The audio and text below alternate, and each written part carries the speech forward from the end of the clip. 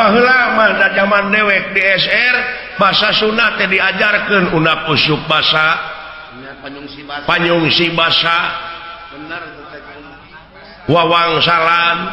ayeuna mah tong boro muridna guruna oge kadang-kadang awut-awutan basa Sunda teh geus baca geus gengsi deui ngomong basa Sunda teh bari jeung dahar ngilu di Sunda deuh beseueuh we ke Sunda nya leres Bapak kacekok ayeuna teh urang teh ku modernisasi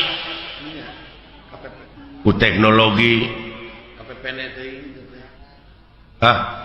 ayeuna we di imah kitu di imah da lain salah barudak sebenarnya mah deui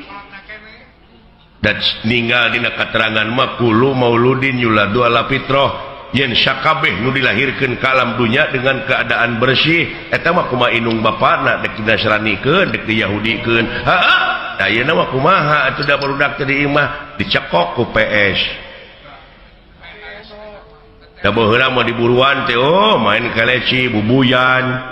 galah gatrik sonah oray-orayan sasalimpetan oray-orayan ayeuna mah da PS we